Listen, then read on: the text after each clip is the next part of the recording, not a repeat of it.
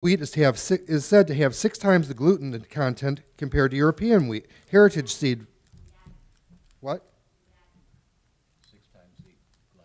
6 times the gliadin content compared to European heritage seed varieties. Is this hydrolyzed high gliadin wheat? If this hybridized, yes, or when D's follows for B's. Is this hybridized high gliadin wheat the problem with prevalence of of zonulan disruption? A zonulan disruption. Zonulin disruption. Zonulin disruption. Okay. It's a good question. It's a common question. No, that's not the problem. Don Casarda at the Department of Agriculture is the go-to man in the U.S. on wheat and its composition. He's a grandfather now in his 70s. He's been doing this a long, long time. He said, no, it's not that wheat has changed, that our immune system cannot break down this protein. It's the structure of the protein. Now, the more hybridized wheats make it even more difficult, but the ancient strains are just the same. We cannot break down the ancient strains of wheat to individual peptides or individual amino acids or dipeptides. We can't do it. So it's all wheat, all humans. All right, the follow-up question to that seems that we have here is, are you recommending removal of gluten from the diet completely for everybody? I never say that on stage.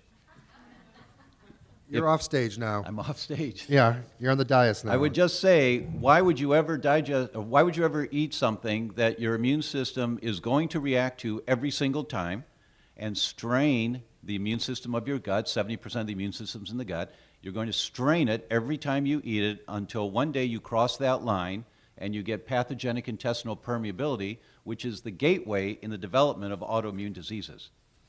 Okay, Dr. Chopra, I have several ED patients. I've been applying prolotherapy to stabilize joints with success.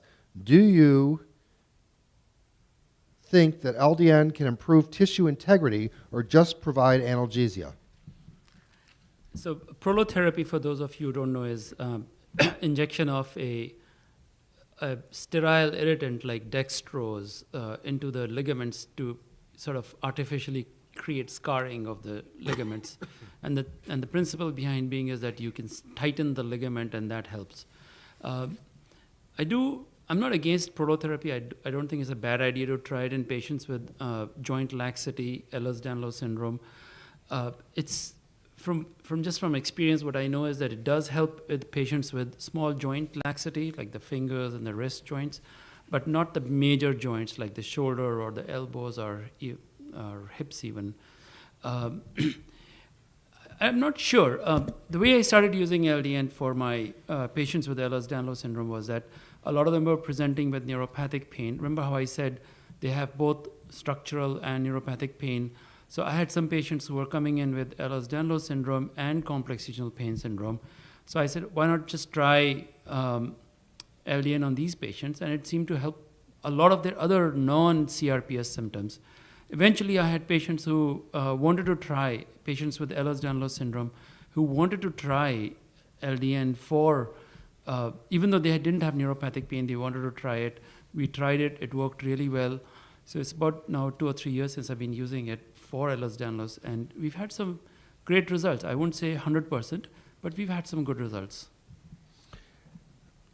This looks like an open question, it's not specifically designated. Can you explain why some people experience a severe reaction on exposure to a small amount of an offending food when prior daily exposure was so much higher? For example, such reintroduction of foods after allergy testing and elimination. Dr. O'Brien or Paul? Or Dr. Weinstock?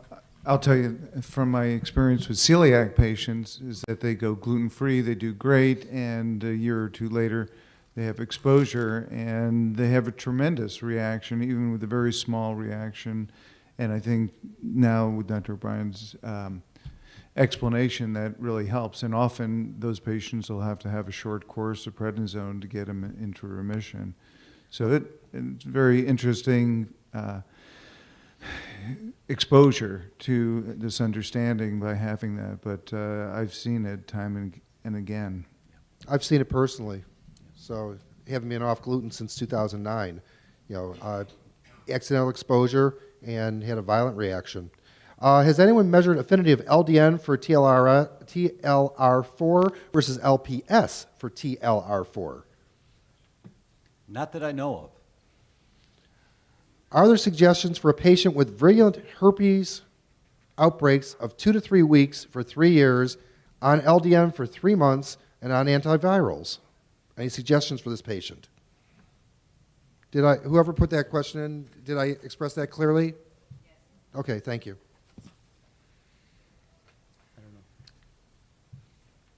No?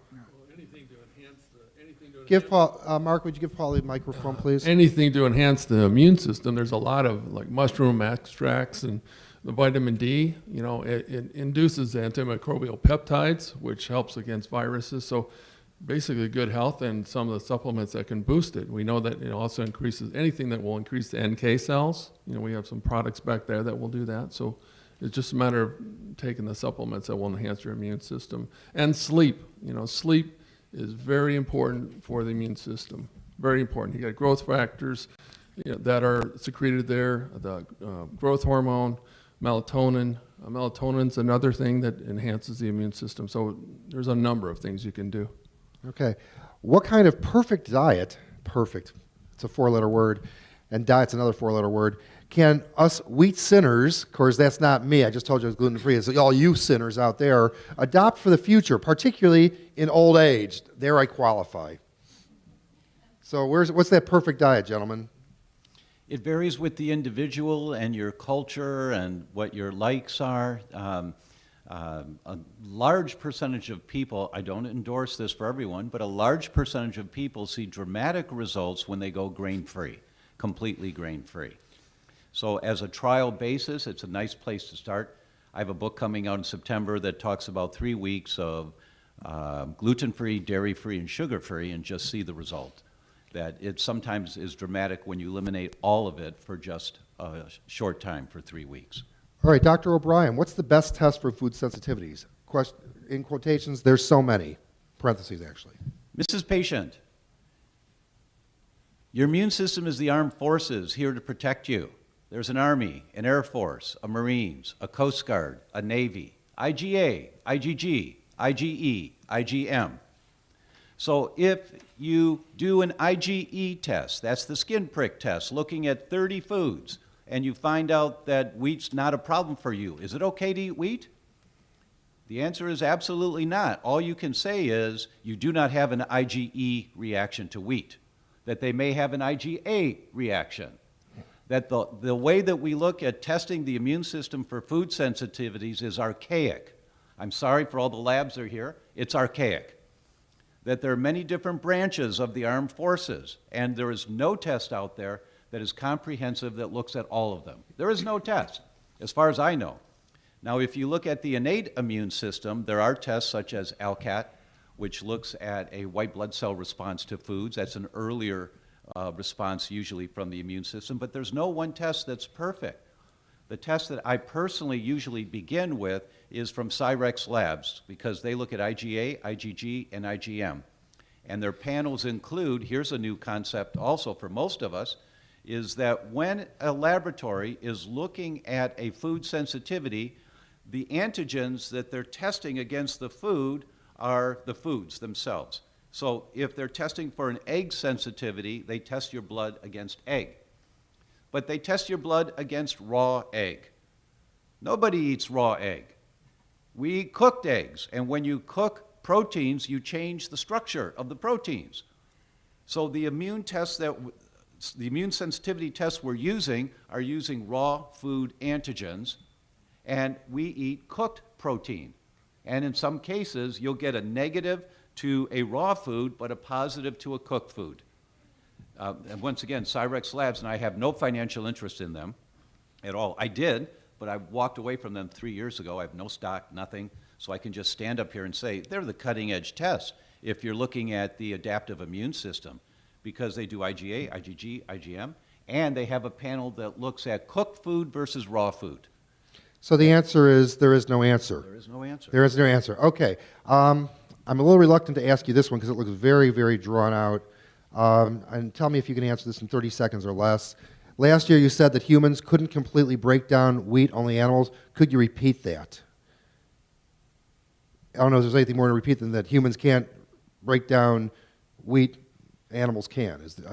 I don't recall saying that Okay. animals can. It's Well, all let's- mammals. All right. So anyone using LDN for patients who have been floxed past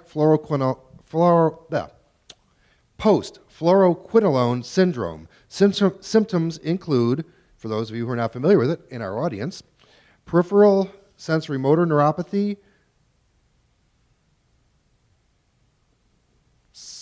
defensive, profound emotional dysregulation, spontaneous tendon rupture, extreme sensitivity.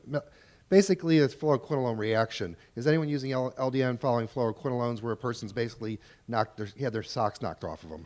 Did you say neuropathy was a component of that? It can be. It's mostly tendon degradation is what I've seen in the literature. I haven't experienced it. Deficits too. Memory Okay, deficit? Well, All if right. it's neuropathy, what we use for neuropathy is 3 natural products. We use high-dose B vitamins, acetyl-L-carnitine, and alpha-lipoic acid. All right.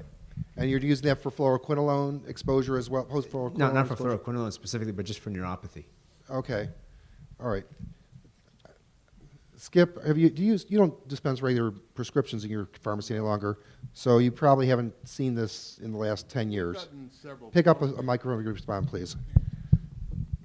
Wow. I'm so mean. We've had several questions about it. We've had several patients who've gone on naltrexone. Nothing. It didn't. So following fluoroquinolone, Yeah. they've seen no benefits from the naltrexone with the tendon breakdown. Okay, thank you for the response. Boy, Dr. O'Brien, you are popular right now. Given what you are saying about gluten intolerance, what really is the difference between celiac disease and non-celiac gluten intolerance? It doesn't sound to me like there is a difference, sort of like glucose intolerance and type 2 diabetes, a continuous gray area of progression. Again, I'm going to ask you to limit your response to 45 seconds. That's a really good question, and our knowledge about gluten sensitivity came through 18,000 studies on celiac. So we all went through school thinking a gluten sensitivity manifests as celiac, and if you don't have celiac, you don't have a gluten sensitivity. That's just not true. Celiac is one manifestation of a gluten-related disorder. That's the big kahuna. It's a gluten-related disorder. If it manifests because you carry HLA DQ2 or DQ8 as wearing down of your microvilli, we call that celiac. If it manifests because you carry, well, I won't go into the genes, but if you carry other genes, it'll manifest as Alzheimer's, or it'll manifest as hepatocellular carcinoma. It just depends on your genetic vulnerability. Celiac is one manifestation of a gluten-related disorder. Dr. Chopra, what effect do you think LDN is having on Ehlers-Danlos syndrome? I think you answered that previously. Yeah, we kind of covered that. One, like I said, it has a neuropathic and a nociceptive component, definitely working for the neuropathic component. But we've seen, in the big picture, it's a safe drug to take for this condition. One of the bizarre things about Ehlers-Danlos syndrome is that they don't respond to opioids. They actually respond very well to LDN. And so I think I can't tell you the science behind why it helps, how it helps, but I think we'll have to just go back to the basics of how LDN works. Okay. Dr. Weinstock, did you want to comment on that? Well, I'd like to extend something. We just recently published a case report of refractory CRPS. Two gentlemen sitting next to me also participated. And she was undiagnosed Ehlers-Danlos. And when we treated 2 complications of Ehlers-Danlos, she responded, namely treating underlying obstructive sleep apnea and small intestinal bacterial overgrowth, plus giving her the LDN. So it took away 8 years of disease, continuous disease, addressing things that caused inflammation. Obstructive sleep apnea causes inflammation, Ehlers-Danlos as well, and SIBO, small intestinal bacterial overgrowth. And that really made a tremendous difference in her life. And so we're looking at our CRPS patients to see if they have Ehlers-Danlos, to see if they've got sleep apnea and irritable bowel bacterial overgrowth. Do any of you gentlemen ever get questioned, where do you manage to hide your magic wands? Apparently LDN is considered a magic wand for many of these patients, so okay. Dr. O'Brien, is there any value to the over-the-counter products that block gluten or other allergens, specifically the nutritional supplements that are available commercially that make these claims? The block what? Sorry? They block gluten or other allergens. There's some companies that make this have names like, I'll say Glutenza. It says that if you experience gluten and you're accidentally, or you expect to experience gluten as you're going out on the town, that you can take this in advance or take it as a saving type of product. The immune sentries standing guard to protect you. Anything that gets into your body are just on the other side of the stomach, in the proximal part of the small intestine, the dendritic cells, and the antigen-presenting cells. That's where the sentries are. So nothing can get down there that may trigger the messengers to say, warning, warning, and the entire inflammatory cascade begins. So it's got to be digested before it gets into the small intestine. There is only one family of gluten or allergen digesting enzymes that I've ever seen the science on that really works. And they digest 99% of all gluten or dairy, soy, egg, peanuts within 60 to 90 minutes. And that is the one you mentioned, Glutenza or GI Shield. They were designed specifically to work in the stomach before it gets into the small intestine. Many other products are out there, but they take 3 hours or 4 hours to fully digest the gluten that a person is exposed to. And by then, you've activated an inflammatory cascade. Thank you. Do myasthenia gravis patients improve with LDN? Anyone have experience with MG? No? Does LDN decrease muscle mass in bodybuilding sports, since bodybuilding is an inflammation?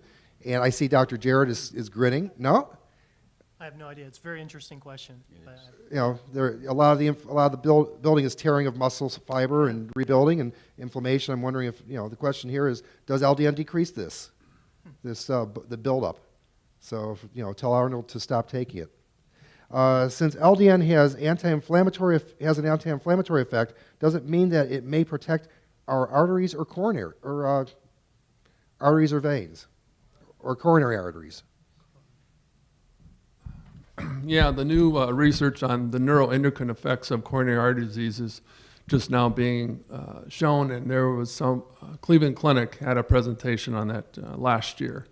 And it's the same inflammatory cytokines all of us have been talking about that affect coronary disease. Coronary disease is really an autoimmune immune response. It's not just all cholesterol. That's a whole other story. Yeah.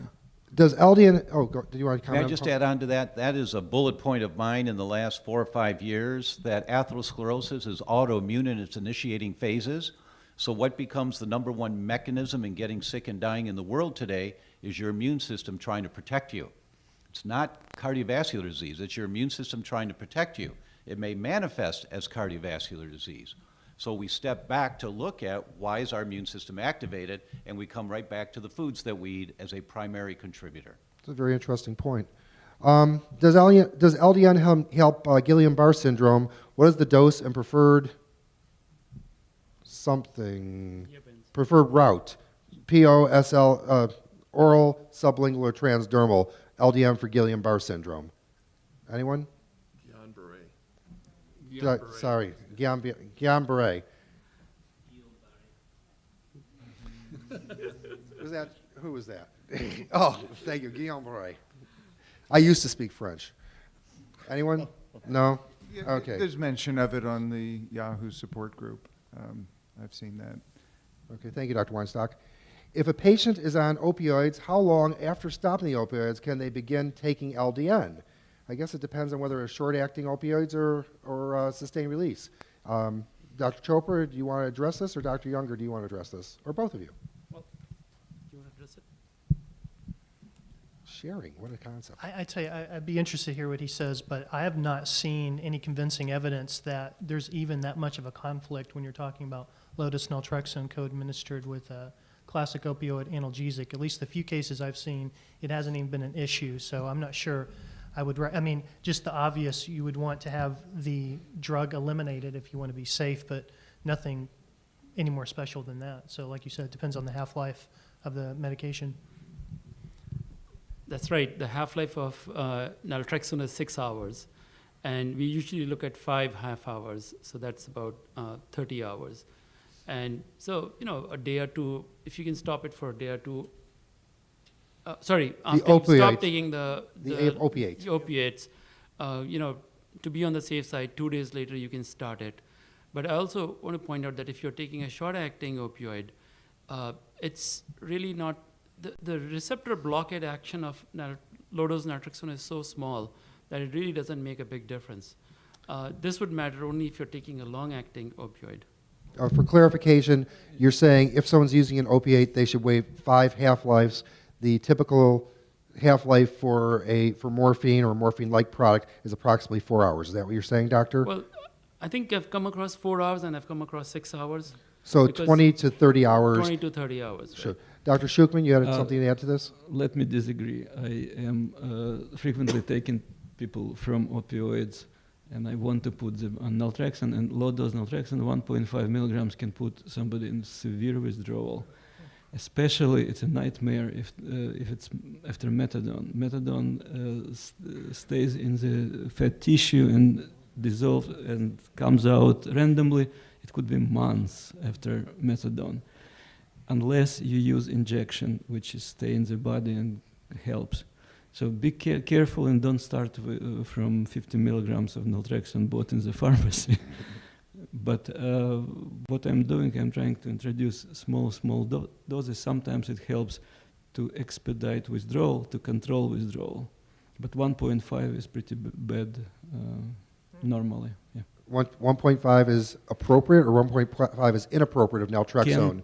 Can put people in a big withdrawal, and 5 half-lives, probably not enough, at least for some medications that stay in the fat tissue. So if indeed we have a product that's fat soluble, we then have to extend that, we should extend that duration between administering the last dose of the opiate or the analgesic, especially methadone, and initiating any form of naltrexone in any dose. It's an art.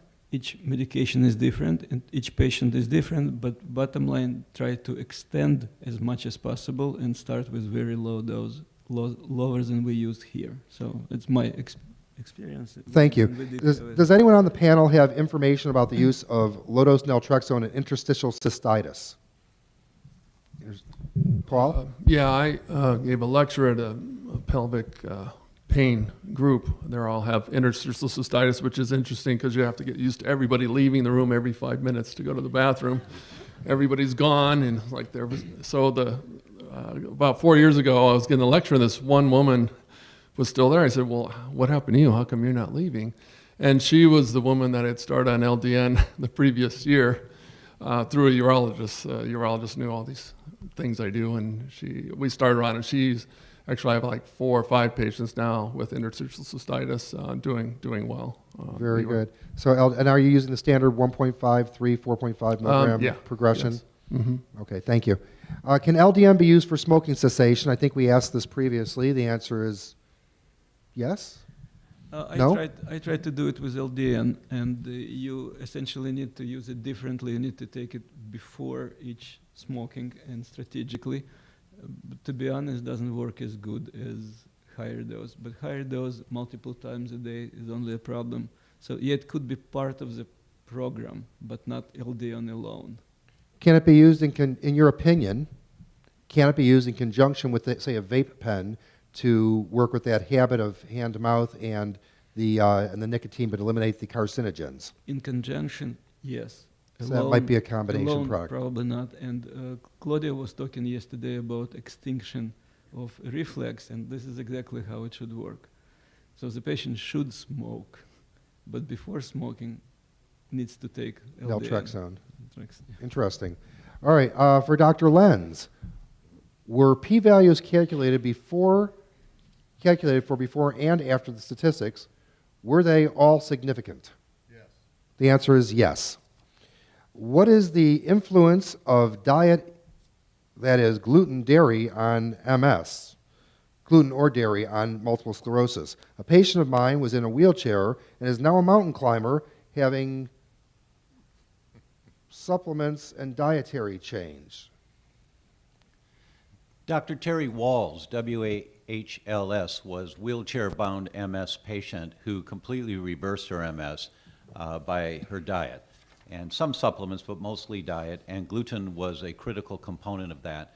In the medical literature, it's touch and go. There are some individual case studies that report dramatic results, but looking at larger cohorts, there's no consistency that it helps across the board. It's one component of what may be contributing to the neurodegeneration. If it is the primary component, then I believe it would help dramatically. But if there are others, it may not help much at all.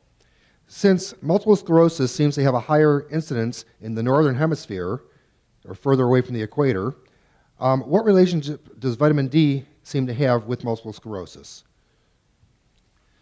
Vitamin D modulates the tight junctions in the small intestine. Amongst all of the other functions it does, it modulates, it controls whether those tight junctions open up and you get permeability or not. So when you have a vitamin D insufficiency, let alone a deficiency, if you have an insufficiency, you don't have good control, good modulation over the tight junctions opening and closing, and so you get more pathogenic intestinal permeability. And if the weak link in your chain is the myelin sheath, you get MS. So that's just one mechanism by which vitamin D has shown to be so beneficial in autoimmune syndromes. Why does the increased risk of lymphoma documented in celiacs get downplayed by the GI experts in celiac diagnoses? The experts are at St. Joe's in Orange, California, gastroenterology specialized in celiac. That's a direct slam. Is that really appropriate, folks? Come on. I think it's threatening. I think it's threatening when something that is so foundational kind of rocks your boat.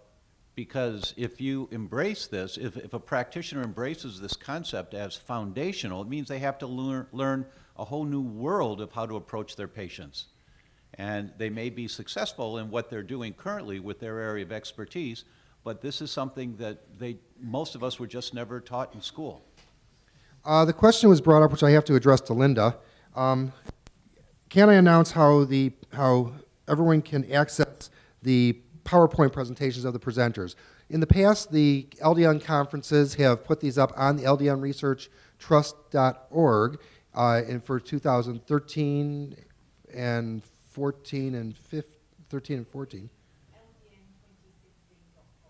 So if you go to LDN2016.com, you will be able to access all of the PowerPoints that have been presented. So that does not require any pre-access.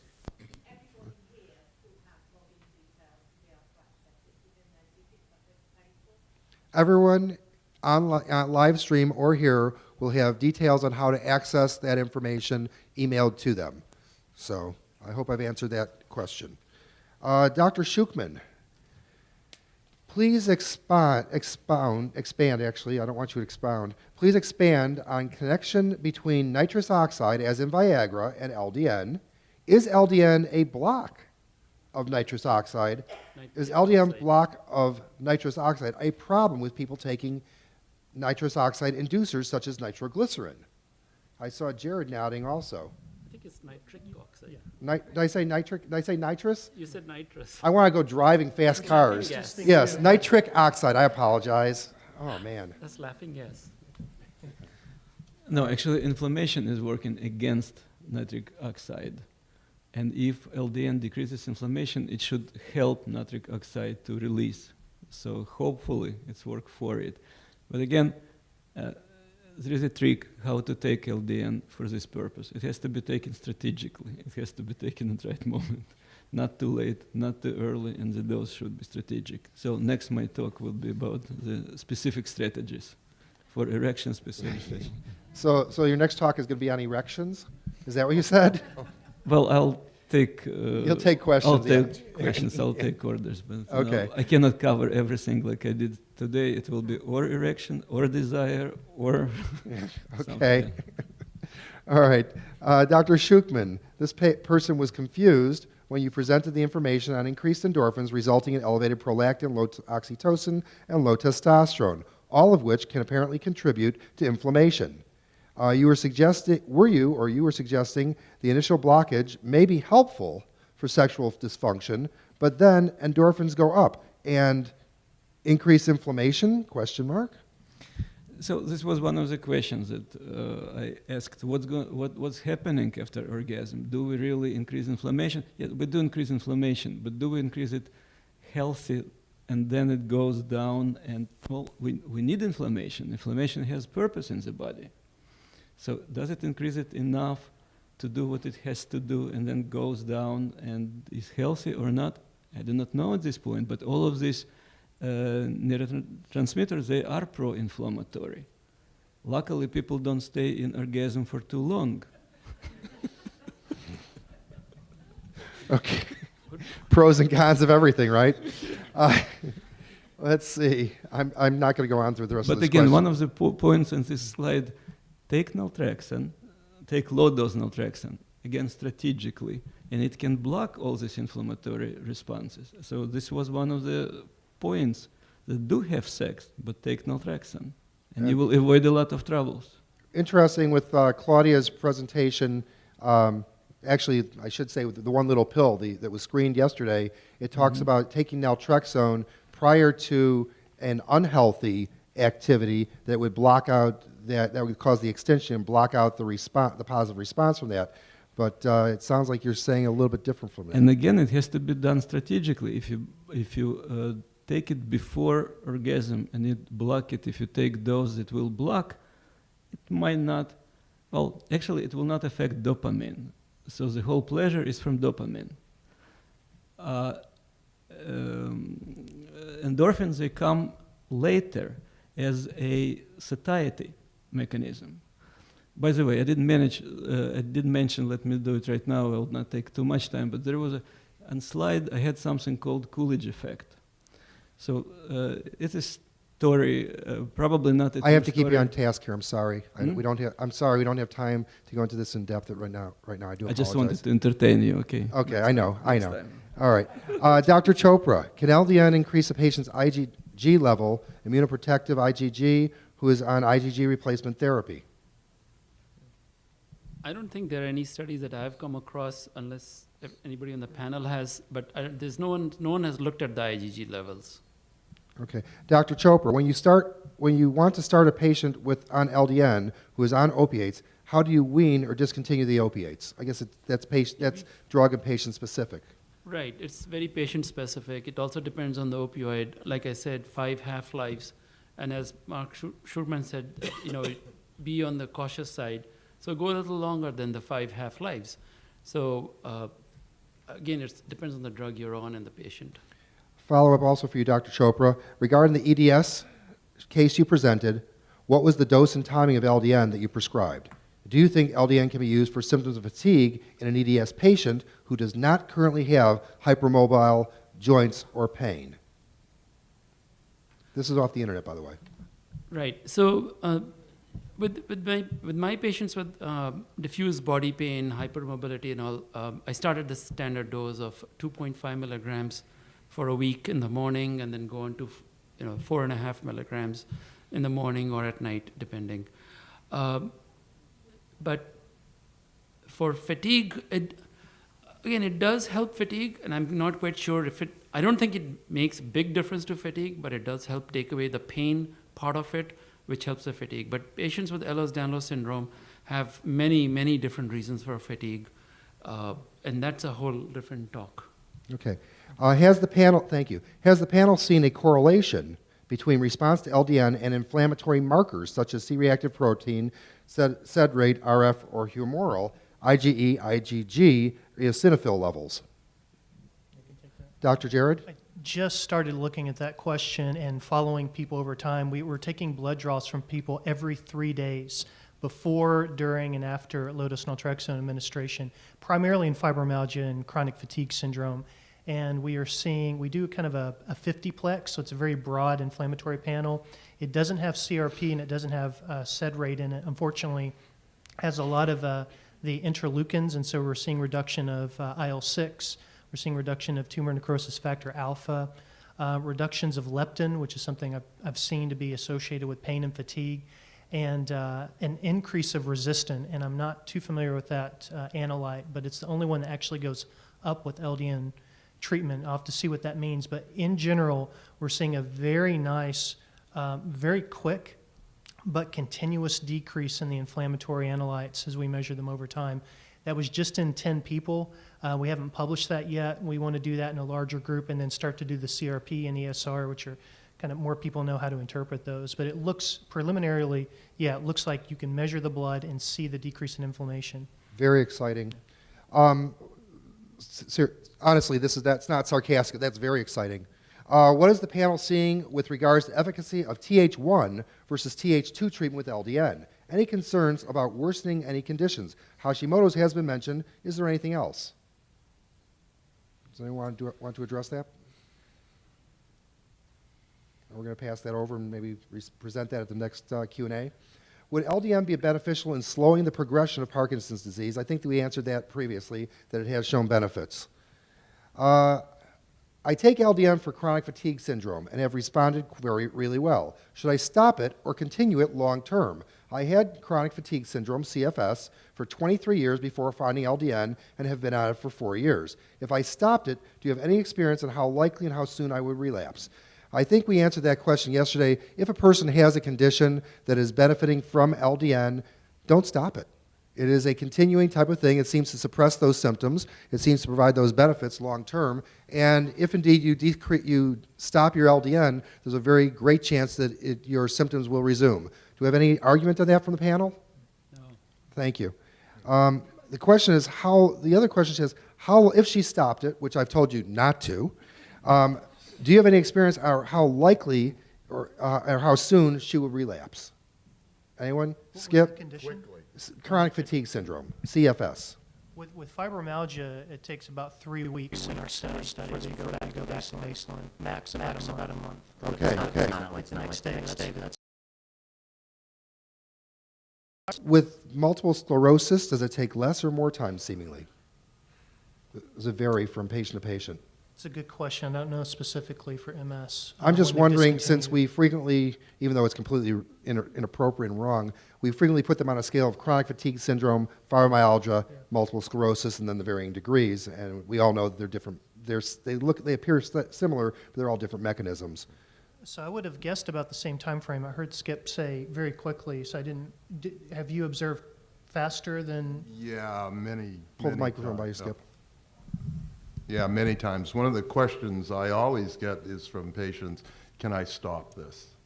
Yeah, you can stop it, but your symptoms are going to come back. I mean, that's just bottom line. But that probably out of all the questions I get asked, that's one of the most that I have to deal with. And it's, yeah, you stop taking the drug, it's not going to work anymore. Unfortunately, a patient feels as if they are an annuity if they have to be committed to that drug for life. And I hate, as a clinician, I hate to tell someone you're stuck on this for life. But unfortunately, if you know, realistically, though, you are, okay. And as soon as you stop, well, then you die, or you get sick, or you're sick, symptoms right? come back, things That's the like extreme. that, Dr. it's- Khan wants to grab the microphone. I guess it would depend on the condition too, since we're not going to get the I was cancer just going to treater. say that everything that Dr. Lenz says, that applies doubly for cancer.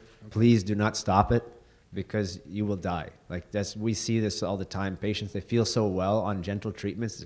Oh, I'm fine. I'm cured. I don't need this anymore.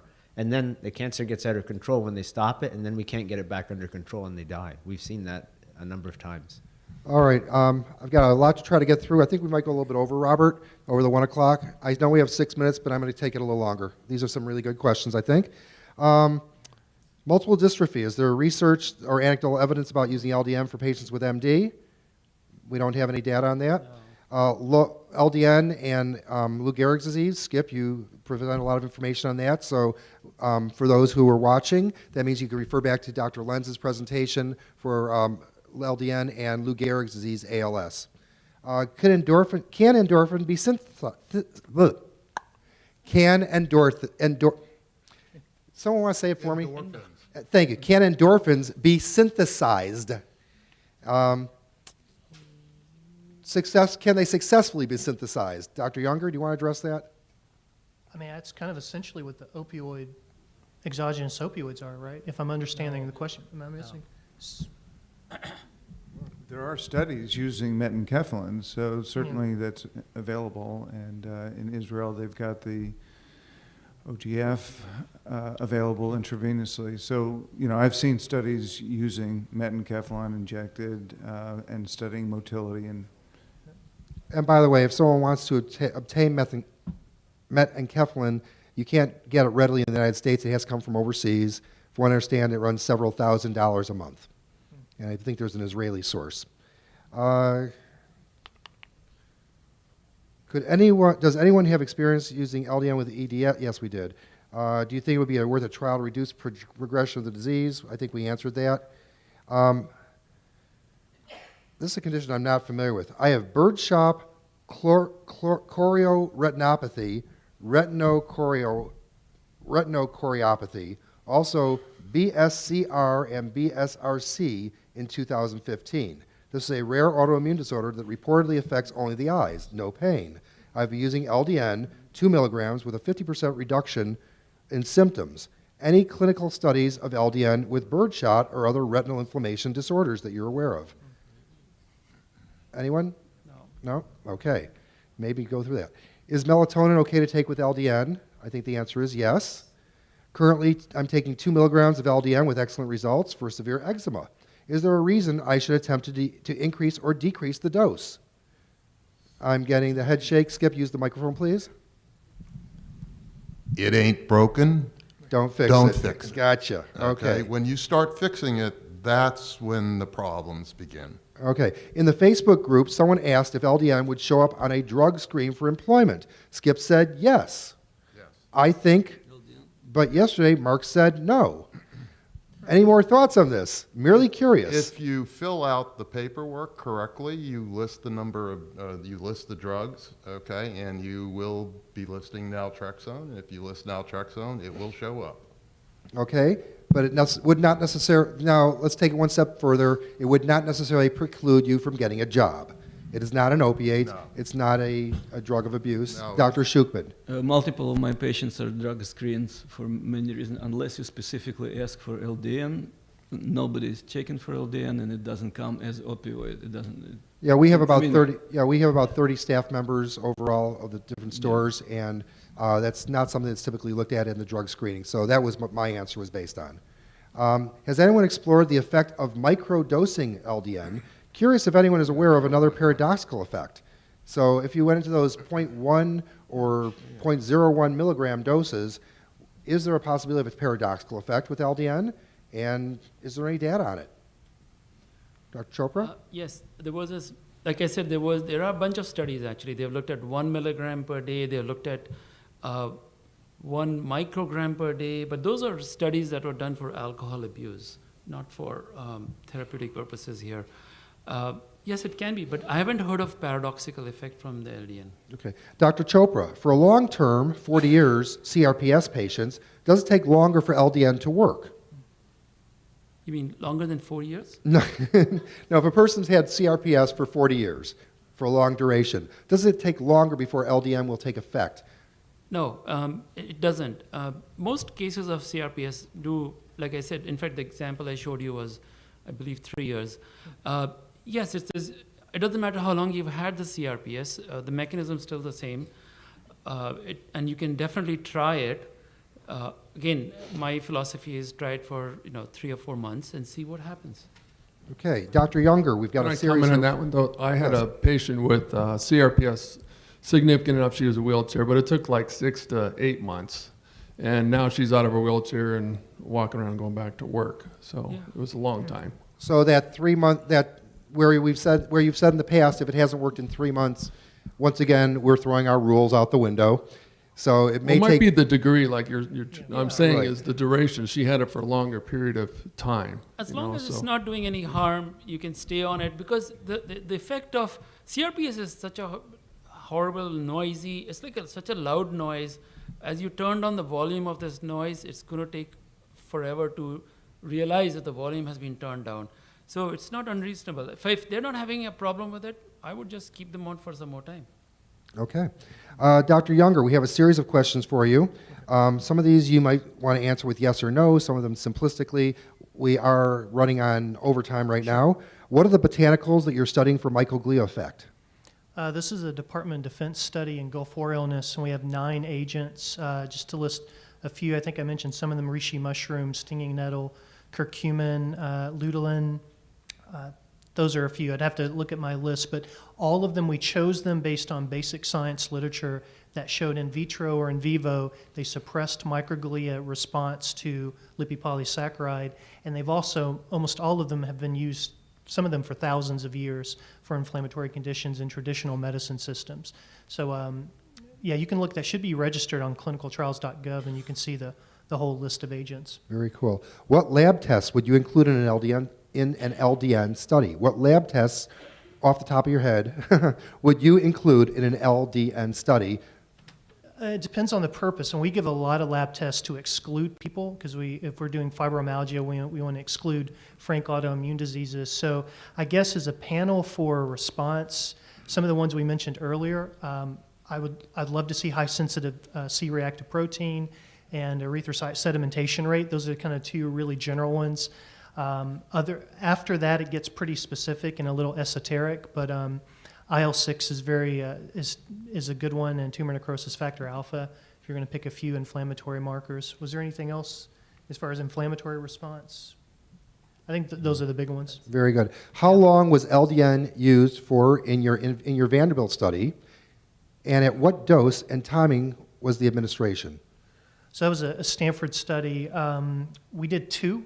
The longest one was 16 weeks on naltrexone, and we start to see a response at about 1 month. So that was a good enough time to see them really kind of stabilize with their clinical response. We always did straight to 4.5. We did not do a titration, and yeah, they start straight on the 4.5. Was there another section to that? And at nighttime. Timing and administration. If they had a problem with insomnia or vivid dreams and they requested it, we would move them to a morning dosing. Only 2 people requested that, so I can't really tell you if it made a big difference in the clinical response. All right. Skip, if you can give a really brief one on this one, if you grab the microphone, please.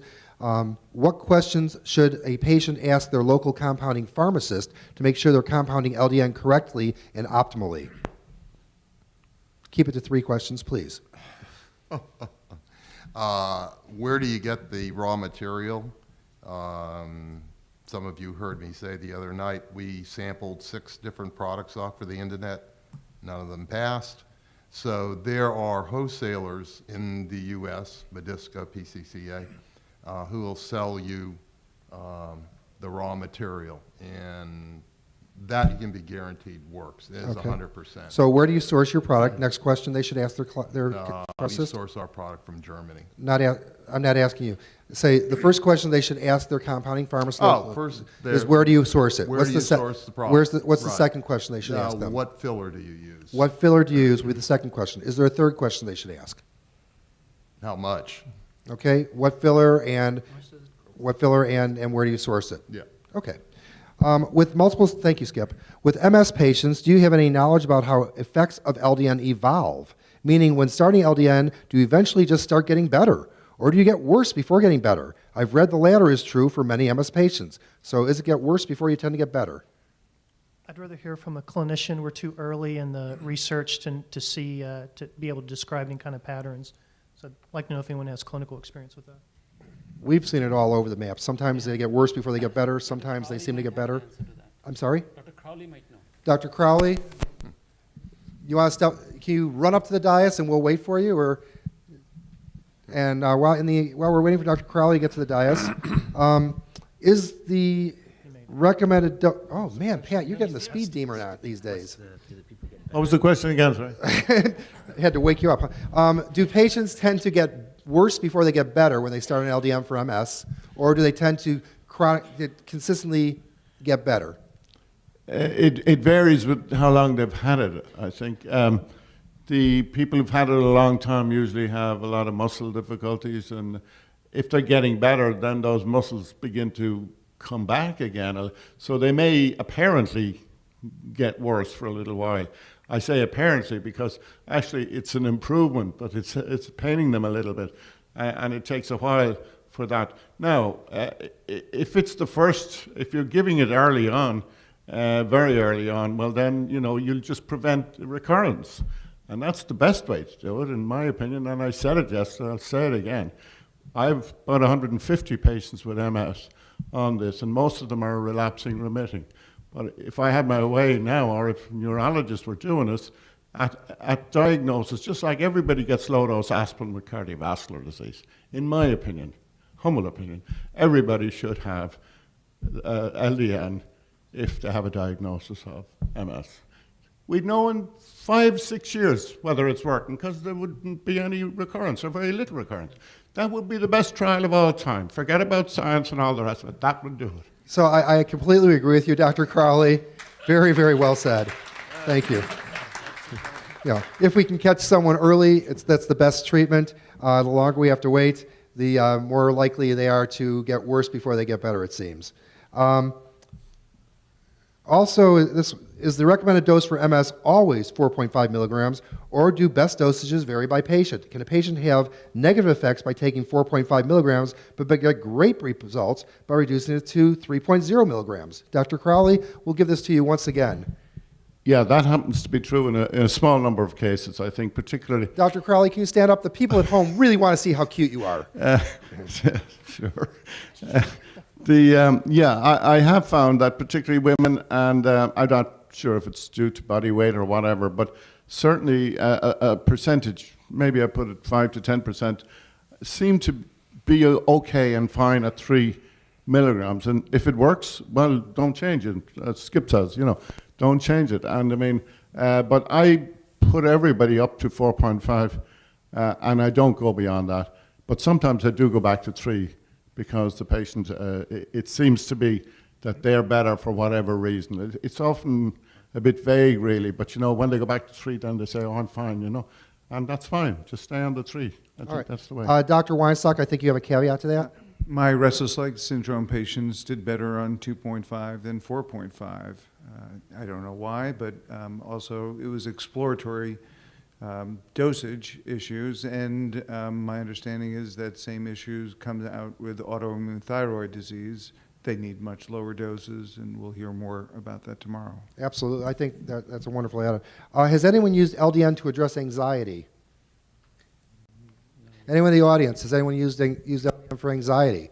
So we have one of our speakers who may discuss that a little bit later today, sometime soon. I would say that in the fibromyalgia patients in our studies, we do ask one question every day about anxious, stressed, and that does drop, but with the pain and fatigue. So it's hard for us to know if that's an independent effect or just because they're getting better in general, but certainly it's one of the outcomes that improves. The follow-up question to that is how long does it typically take before they seem to get any type of anxiety relief?